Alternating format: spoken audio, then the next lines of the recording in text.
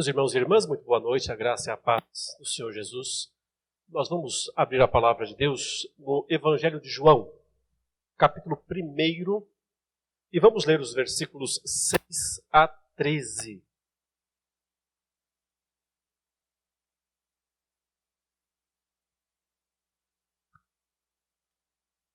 João, capítulo 1, versos 6 a 13. Nós vamos meditar nessa passagem a propósito do Natal, que se aproxima, essa data comemorada no mundo todo, mesmo entre aqueles que não são cristãos, né? E vamos entender nesta passagem o que a Bíblia principalmente quer nos ensinar a respeito do Natal. O verso 6 diz o seguinte: Houve um homem enviado por Deus, cujo nome era João. Este veio como testemunha, para que testificasse a respeito da luz, a fim de todos virem a crer por intermédio dele. Ele não era a luz, mas veio para que testificasse da luz, a saber, a verdadeira luz, que vinda ao mundo, ilumina a todo homem. O Verbo estava no mundo.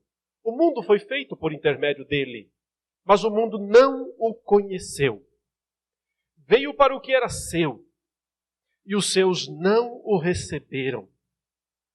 Mas a todos quantos o receberam, deu-lhes o poder de serem feitos filhos de Deus, a saber, aos que creem no seu nome, os quais não nasceram do sangue, nem da vontade da carne, nem da vontade do homem, mas de Deus. Vamos orar. Santo Deus, amado Pai, nós te louvamos e te bendizemos nessa noite, porque nós reconhecemos a tua grandeza, a tua soberania, a grandeza dos teus propósitos soberanos, especialmente manifestados na encarnação de Jesus Cristo, no nascimento dele e em toda a sua vida, até sua morte e ressurreição, seu retorno aos céus, nesta obra perfeita de salvação que tu realizaste por amor de nós, pecadores que somos. Nós te louvamos por tamanha misericórdia, graça e compaixão. E te suplicamos em nome de Jesus nessa noite, que tu nos dês um pouquinho mais de compreensão a respeito deste fato tão marcante, o nascimento de Jesus Cristo, do significado dele ainda hoje, do que ainda pode significar para as pessoas à nossa volta, para nós mesmos, e do que podemos, acima de tudo, experimentar como resultado direto do nascimento de Jesus em nossas vidas, exatamente agora, para a tua glória, para a tua honra. Esse é o nosso pedido, a nossa oração, em nome do Senhor Jesus. Amém. Meus irmãos, eu farei uma meditação breve nessa noite. Estamos retornando, a essa casa, não vamos cansar os irmãos já desde cara. Mas para frente, vou ter que aguentar aí mais de 40 minutos, mas hoje vai ser bem mais curto, uns 39 por aí, mais ou menos. Notem, o Natal tem muitos significados para o mundo, não é? Mas, no geral, o mundo comemora o Natal sem grande preocupação com o significado. O que importa é a festa. O que importa é o momento. O que importa é o clima. É o espírito natalino. E as pessoas se reúnem e se contentam com isso. Com um conhecimento superficial, com um envolvimento superficial. A pergunta que deveria ser feita é: por que as pessoas se contentam com tão pouco? Qual é o problema com esse mundo, afinal de contas? Qual é o problema com as pessoas? Porque se todas têm na sua casa a Bíblia, a palavra de Deus, por que elas não buscam, não querem entender um pouco mais, não querem aprender um pouco mais a respeito desse fato? Essa passagem que nós lemos, e que faz parte aqui da introdução do Evangelho de João, tem muito a nos dizer sobre esse espírito, que eu vou chamar de espírito natalino. Mas é um mau espírito nesse sentido, não é, de fato, um bom espírito. Ela nos ensina sobre o nascimento de Jesus e também o porquê de ele ser tão rejeitado, ele, a pessoa de Jesus Cristo. Basta ver que onde você for, eles encontraram tudo que é tipo de substitutos para Jesus Cristo, para que Cristo não apareça no Natal. Aparece tudo. Anões, duendes, o que você imaginar. mas Jesus dificilmente aparece. João está nos falando aqui sobre o nascimento de Jesus, mas a primeira coisa que ele quer que nós entendamos, isso não é o que é o mais importante nesse texto que nós lemos, mas apenas para situar no contexto, o que ele quer que entendamos é que Jesus não começou a existir quando nasceu em Belém, naqueles dias do rei Herodes, do imperador Augusto. Mas que Jesus existiu desde sempre. Por isso ele chama de o Logos, ou o Verbo, e diz que no princípio ele já estava lá.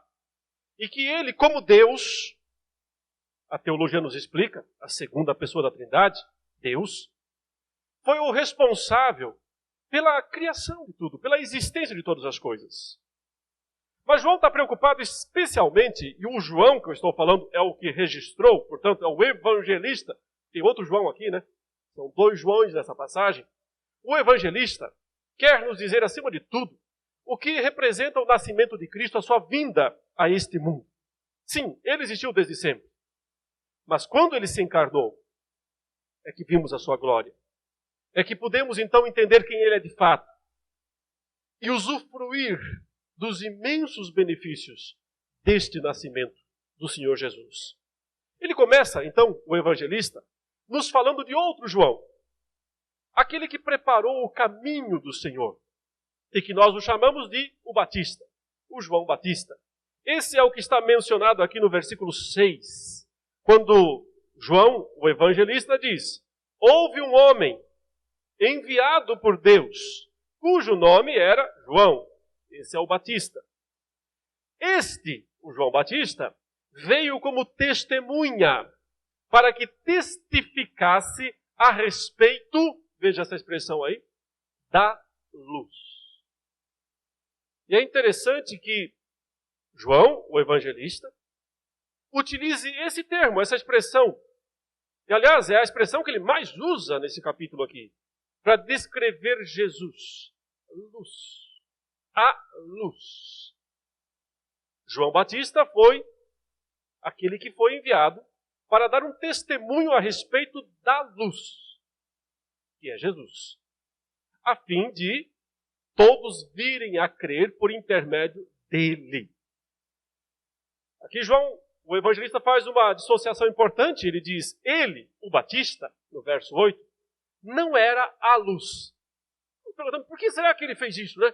Por que se preocupou em nos explicar que o João Batista não era a luz? Parece tão óbvio para nós. A gente sabe que o João Batista era o preparador do caminho do Senhor e que o Senhor é que é o Messias. Mas isso ficou um pouco difícil no primeiro século. Algumas pessoas, lá naqueles dias, confundiram e acharam que talvez o Messias fosse o João Batista. Um grupo, inclusive, passou a seguir João Batista como Messias. É só vocês se lembrarem que no livro de Atos, num certo momento, Paulo chega numa cidade chamada Éfeso e encontra ali discípulos de João. Décadas já haviam se passado desde que Jesus morreu, ressuscitou, subiu aos céus. Os apóstolos já estavam pregando o evangelho em todo o mundo e ainda havia, algumas décadas depois, um grupo de discípulos que achavam que o verdadeiro Messias talvez fosse João Batista. E é por isso que o Evangelho de João faz questão de separar as coisas. Ele diz, não, João Batista não era a luz verdadeira. Ele foi a testemunha enviada por Deus para testificar, testemunhar a respeito da verdadeira luz, esta sim, que é Jesus, a qual, e aí entramos no ponto exato que eu gostaria de abordar nessa noite, no verso 9, a saber, a verdadeira luz que vinda ao mundo ilumina a todo homem. Notem, meus irmãos, então, que a primeira grande característica do Natal é que é um benefício de Deus, luz, é o maior dos benefícios, mas que Deus providenciou para o mundo todo. Isso aqui não é só para os crentes. É um testemunho de Deus para toda a humanidade. Os anjos, quando anunciaram o nascimento de Cristo, eles disseram assim, olha, vão lá, pastores, vão até a cidade, contem, avisem, que nasceu aquele que será para o bem de todo o povo. Evidentemente que não seria o caso de que todo o povo se converteria, claro que não. Mas mesmo quando não há conversão, de alguma maneira, o nascimento de Jesus é um grande benefício. É um benefício para toda a humanidade. E é interessante observar que a humanidade inteira praticamente guarda o Natal. É engraçado você ir lá no Japão e ver o pessoal comemorando o Natal. Eles não são cristãos, não tem nada de cristianismo. Mas existe lá um testemunho a respeito do Natal. Você vai nos países, vai na China, países comunistas, muitos declarados anticristãos, e há uma reminiscência, de alguma maneira, do Natal nesses lugares. Sim, porque o Natal é um presente universal. Um presente de Deus para todos os povos. É um testemunho de Deus para todos os povos. Jesus foi enviado porque Deus amou ao mundo. Deus amou ao mundo de tal maneira que deu o seu Filho unigênito. É claro que a salvação, em última instância, fica restrita aos crentes, àqueles que recebem pela fé, os que o receberam, já chegarei nesse ponto. É óbvio que a salvação, em última instância, ela é restrita aos eleitos. Sim, mas antes de tudo, a oferta do Evangelho é universal. A oferta do Evangelho não faz acepção de pessoas. A luz que veio ao mundo veio com potencial de iluminar o mundo inteiro. Isso expressa a grandeza do evento, a grandeza do fato. O nascimento de Jesus é um evento grandioso. E nós devemos sim relembrar isso e celebrar isso e valorizar esse fato. Eu sei, é claro, que nós nos sentimos muitas vezes magoados, tristes, quando vemos o mundo substituindo o personagem, né? Tirando o Cristo do centro, colocando Papai Noel, colocando duendes, colocando sei lá o que no meio. É óbvio que a gente se sente chateado e magoado e temos razão de sentir assim. Mas, por outro lado, perceba que o mundo não consegue se livrar disso inteiramente. E, de alguma maneira, o testemunho de Deus permanece no mundo através do Natal. Porque João diz que a verdadeira luz veio ao mundo, tendo vindo ao mundo, esse é o sentido da passagem, a tradução melhor seria até essa, né? Tendo vindo ao mundo, essa luz, uma vez que ela veio ao mundo, ela ilumina a todo homem. Ela tem o poder de iluminar todos os homens. É a grandiosidade do nascimento de Jesus que deve ser reconhecida e exaltada por todos nós. Mas, é claro, notem a sequência, nós temos um tom mais sombrio. E esse tom mais sombrio também deve ser entendido porque ele também faz parte do significado do Natal. O verso de número 10 diz: o Verbo estava no mundo, o mundo foi feito por intermédio dele, mas o mundo não o conheceu. João já disse desde o início que Jesus é o Verbo. A palavra aqui significa essa mesma palavra. É uma reminiscência de Gênesis capítulo 1, versos 1 e 2, que diz: no princípio, Deus criou os céus e a terra. A terra, porém, era sem forma e vazia. Havia trevas sobre a face do abismo. Né? E Deus disse: haja luz. E o resultado foi: houve luz.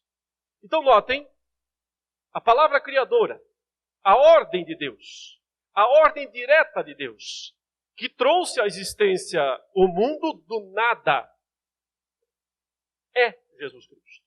Ele é essa palavra criadora. Por isso ele estava lá no começo com Deus. Mas nós já sabíamos disso, né? O Verbo estava com Deus, o Verbo era Deus, todas as coisas foram feitas por intermédio dele, e sem ele nada do que feito se fez. Ok, beleza. Mas aqui, João dá um passo além e diz: mas ele é a luz também. Ele não é só o Criador, ele não é só o instrumento, ele é a própria razão, a essência de todas as coisas, a começar da primeira das obras de Deus. Porque o primeiro ato criador direto, a primeira manifestação direta de Deus em Gênesis foi dizer que haja luz. Depois ele vai criar os oceanos, as árvores, os rios, os animais, o ser humano. Mas a primeira coisa que Deus disse, a primeira ordem direta de Deus foi que haja luz. E Jesus é essa luz. Ele consegue ser, por isso que ele é o alfa e o ômega, o início e o fim. Porque ele é não só o criador de todas as coisas, o instrumento da criação de todas as coisas, mas ele é a própria essência de tudo que é bom. E viu Deus que a luz era boa, é assim que está escrito. E fez separação entre noite e dia. Mas ainda assim, sendo ele a luz, o princípio sustentador de toda a existência, o mundo não o conheceu. Mas o mundo não o conheceu. Não deve nos espantar, portanto, se as pessoas hoje comemoram o Natal sem saber quem é Jesus Cristo.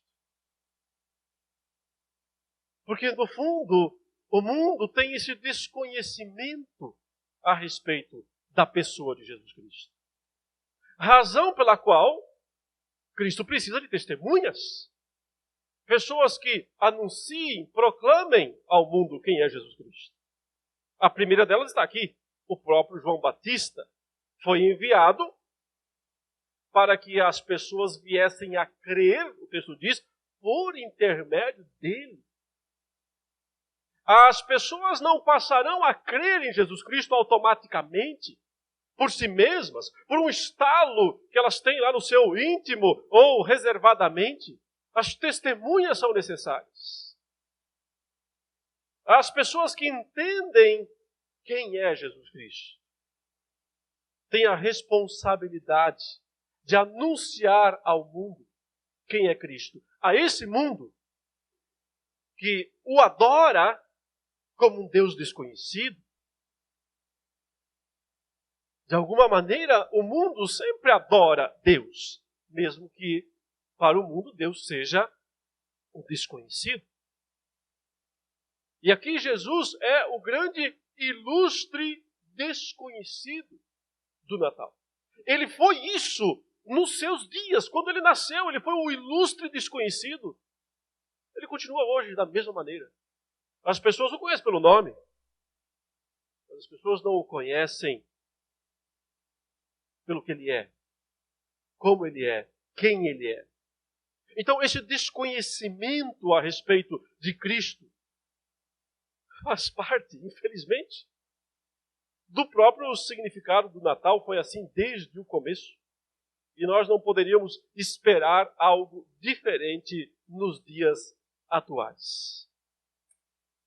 Mas o versículo 11 piora as coisas.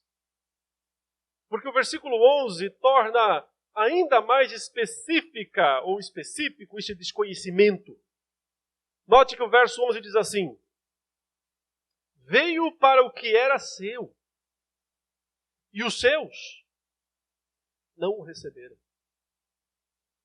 Isso não nos fala apenas de todas as dificuldades que envolveram o momento do nascimento de Jesus. A gente sabe que ele veio de longe, da Galileia, de Nazaré, e não havia lugar para ele na hospedaria, a gente sabe disso.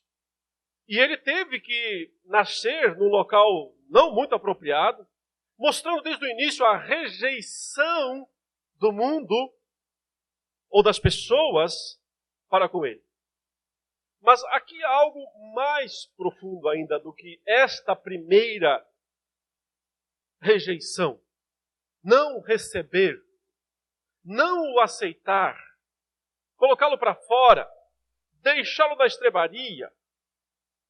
Porque é provável que o que nós temos aqui entre os versículos 10 e 11 seja um modo teológico de João nos explicar que o mundo, e aí seria o mundo dos gentios, o mundo dos estrangeiros, não conheceu, porque também não tinha grandes informações a respeito dele.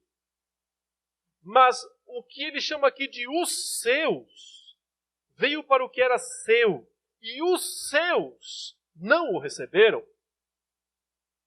Primordialmente, ele está pensando nos judeus, nos israelitas, no povo de Deus. O povo de Deus que o esperou por milênios, que o aguardou por milênios, desde que Deus fez a sua promessa de que enviaria seu Filho ao mundo para a salvação do seu povo. Esse povo não o recebeu. E a gente sabe disso por toda a trajetória de Cristo. Ele não foi rejeitado apenas quando não lhe permitiram nascer na estalagem porque não havia lugar para ele na hospedaria. Mas por toda a sua vida ele foi posto para fora. O seu próprio povo o excluiu. O seu próprio povo não o recebeu. E isso é sobremaneira estarrecedor, porque era quem mais o aguardava, quem mais o esperava. Que mensagem espiritual nós temos desta passagem aqui para nossas vidas, meus irmãos? Uma coisa é o mundo que não o conhece e, portanto, não o recebe. É mal? É mal. É ruim? É ruim. Mas muito pior é quando os seus não o recebem. E uma das grandes lições da vida de Cristo, que nos serve de alerta, é que frequentemente quem mais rejeitou a Jesus foi quem esteve mais perto dele. Frequentemente, quem mais rejeitou a Cristo foi quem mais o conheceu.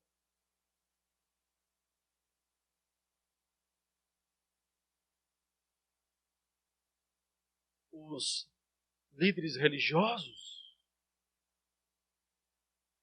que sabiam tudo a respeito das promessas sobre a vinda do Messias. Note que quando os magos chegam perdidos do GPS, né? Porque a estrela sumiu, eles vinham seguindo a estrela numa boa. Quando chegaram perto de Jerusalém, a estrela desapareceu, perdeu o sinal. E eles não conseguiam mais ser levados até Belém. Na verdade, Deus fez a estrela desaparecer porque Ele queria que eles fossem até Jerusalém. Quando eles vão até Jerusalém, eles vão até Herodes e perguntam a Herodes, o rei, onde está o recém-nascido rei dos judeus? Herodes manda perguntar aos escribas, aos teólogos, aos doutores da lei, olha, onde que o Messias deve nascer? Eles têm a resposta na ponta da língua. A resposta pronta, eles conhecem. Em Belém da Judéia ele deve nascer. Quando isso acontecer? Porque está escrito, tu, Belém, profecia de Miqueias. Há um conhecimento da pessoa de Cristo, mas não há uma aceitação da pessoa de Cristo. E são os seus. O problema é que não é o mundo, são os teus. Será que nós, que somos o povo dele, e que conhecemos a palavra dele, frequentemente também não o barramos na nossa vida? E não o recebemos da maneira como deveríamos fazer? Será que neste Natal, nesta data, nós não estamos mais preocupados com as distrações e coisas secundárias do fato e da data do que com o que realmente importa? Entender a grandiosidade do nascimento de Cristo Jesus? Então, 3 verdades aqui já foram enunciadas. A vinda de Cristo é um presente para toda a humanidade, é uma luz para toda a humanidade. Mas o mundo sempre terá dificuldade de conhecer, de entender isso. Mas o problema maior são os seus. É o seu povo, que por motivos e razões diversas rejeita a Cristo. E se nós pensarmos, a razão principal pela qual Israel rejeitou a Jesus foi porque Israel, o povo de Deus, queria uma espécie de um faz-tudo politicamente falando. Alguém que resolvesse os seus problemas terrenos.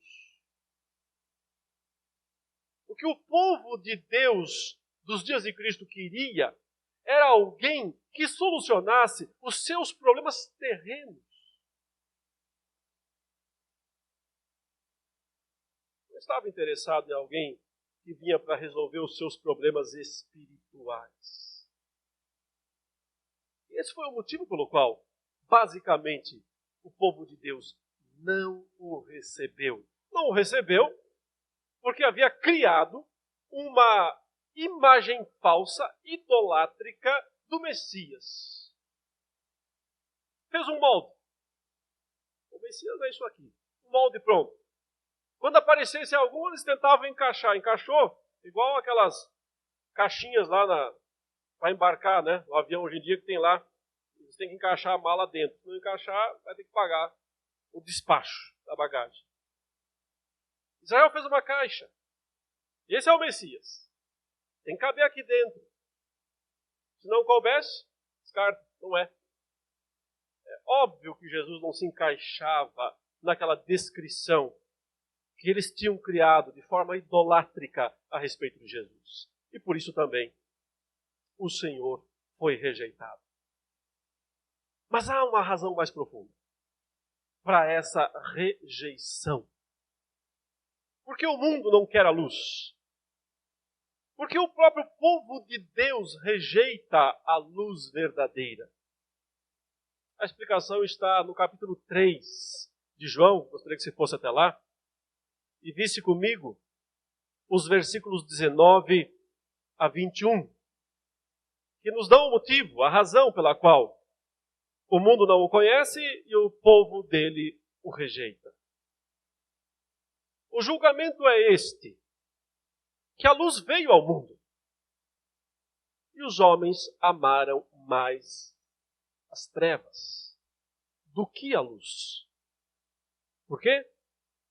Porque as suas obras eram más. Pois todo aquele que pratica o mal aborrece a luz e não se chega para a luz, a fim de não serem vistas, arguidas as suas obras. Quem pratica a verdade aproxima-se da luz, a fim de que as suas obras sejam manifestas, porque feitas em Deus. Aqui nós aprendemos o porquê que o povo de Deus, as pessoas em geral, mas especialmente o povo de Deus, tem dificuldade de receber a Jesus de verdade. Porque vai mostrar tudo.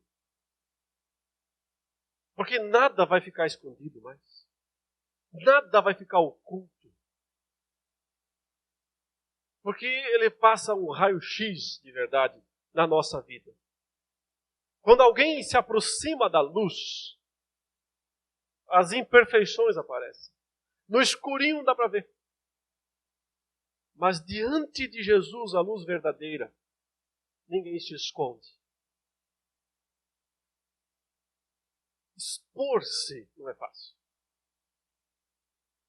É melhor se ocultar, é mais prático, é mais fácil para nós.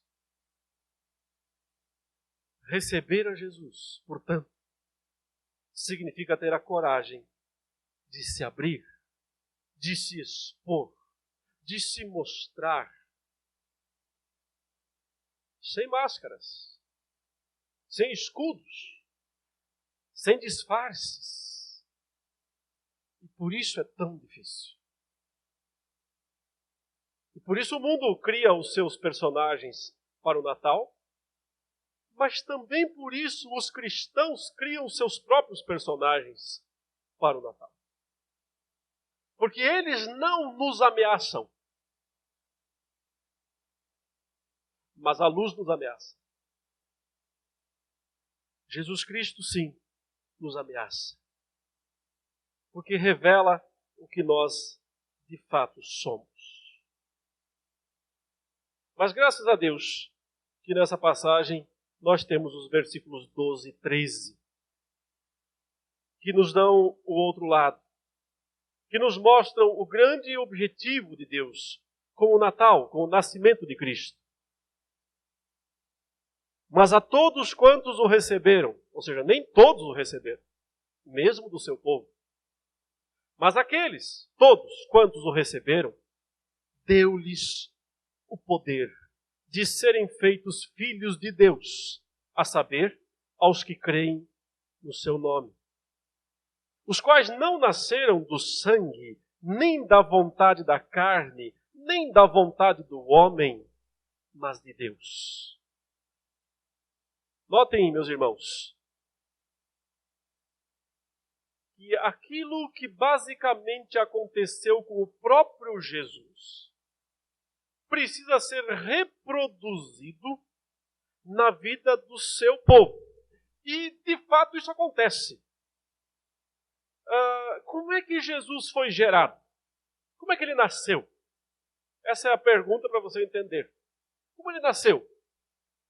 José e Maria estavam casados, decidiram, já estamos casados um tempinho, está na hora de ter um filho. Vamos ter um filho? Não foi assim. Não nasceu por causa da vontade dos homens. Não foi uma decisão tomada por José e Maria. Aliás, eles, embora sim, já estivessem dentro da estrutura judaica do casamento, não tinham ainda consumado o casamento. Faltava uma parte, uma etapa. E por isso não era o momento ainda de ter relações íntimas. E por esse motivo, Maria ainda era virgem e Jesus nasceu, de fato, de uma virgem. Não houve a participação do homem nesse sentido. Nem no planejamento, nem na execução. O que houve? O anjo Gabriel explicou para Maria. Aliás, ela perguntou, como é que vai ser esse negócio?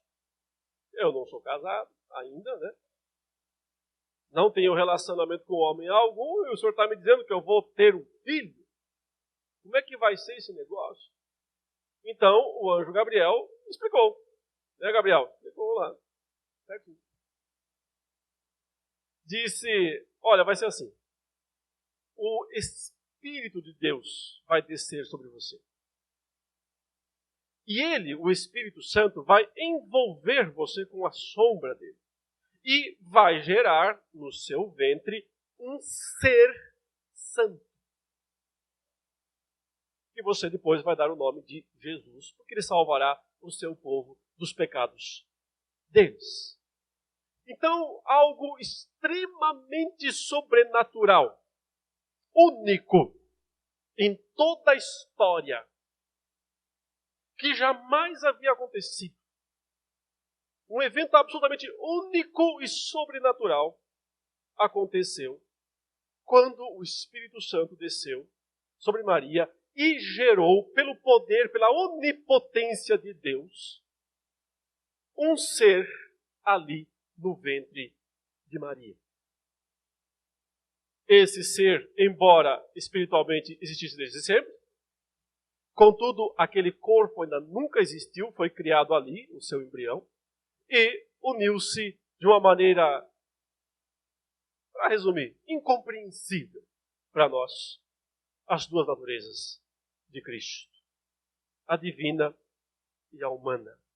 Algo absolutamente único, extraordinário sobre todos os aspectos, aconteceu ali.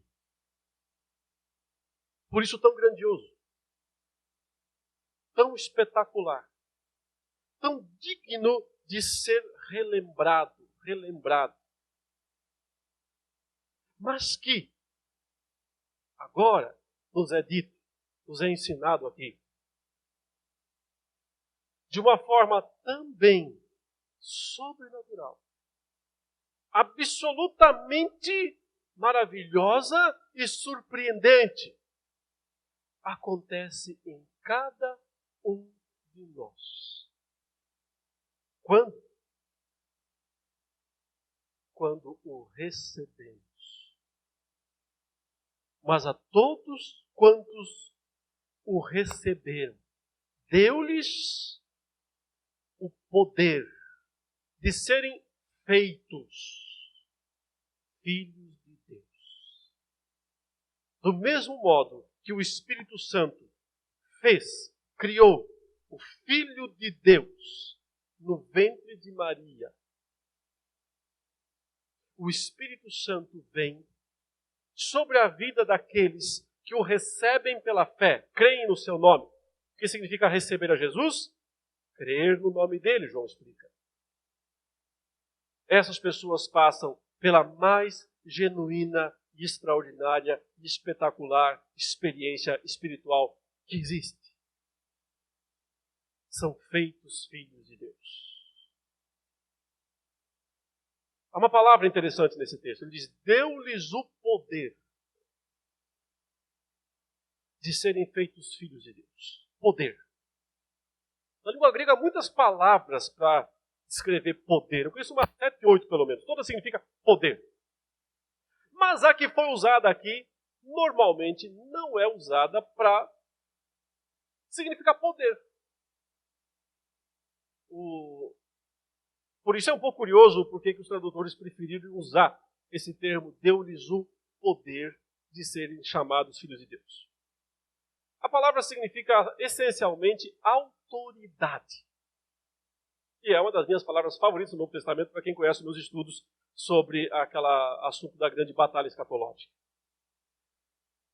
Autoridade. Receberam a autoridade de serem chamados filhos de Deus. Autoridade aqui significa legitimidade. Filhos legítimos, com todo o direito. Receberam o direito, a legitimidade, a autorização, a autoridade de serem feitos. Aí sim é ter sido feito. Feitos filhos de Deus. Porque isso resume toda a obra de Cristo, todo o porquê, todas as razões, todos os motivos de ele ter vindo a este mundo. Ele veio para conferir ao seu povo, aos que o recebem, que creem no seu nome, o direito legítimo, legal, jurídico, de serem chamados, feitos filhos de Deus.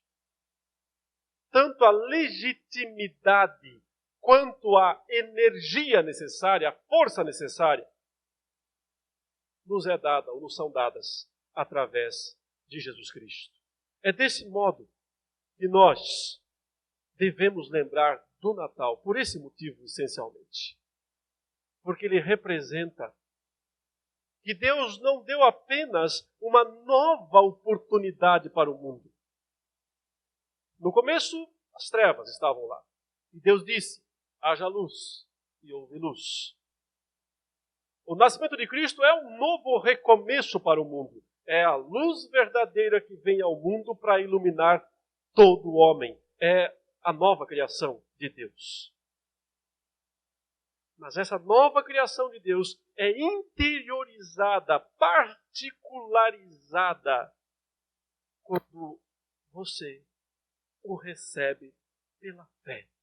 Porque nesse momento, um milagre acontece dentro de você.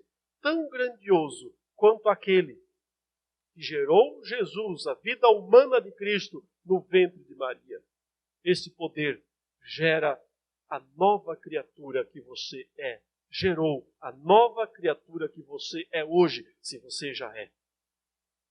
E lhe deu a autoridade, o direito legal, legítimo, de ser feito, reconhecido, chamado Filho de Deus, tanto quanto Jesus é. Tanto quanto Jesus é, por causa dele, nós também somos filhos. E é por isso que o Natal é tão grandioso, tão importante. Louvemos ao Senhor por tão grande nova. As boas novas que são de alegria para todo o povo. Nasceu o Senhor Jesus. Oremos.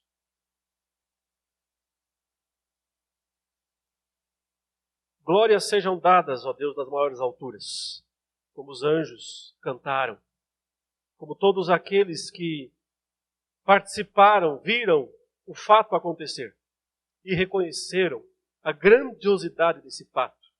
Nós também queremos, nesta noite, glorificar e exaltar o Teu nome por causa de Jesus Cristo, de seu nascimento e do significado poderoso deste fato para o mundo, mas em especial para as nossas vidas. Livra-nos, ó Deus, de estarmos entre aqueles que o rejeitam, que embora pertencendo a Ele, não o recebem. Livra-nos deste terrível perigo que sempre ronda as nossas vidas. E ajude-nos a firmemente, pela fé, reconhecermos dia a dia Jesus Cristo como nosso Senhor e nosso Salvador, para a glória de Deus. Em nome de Jesus. Amém.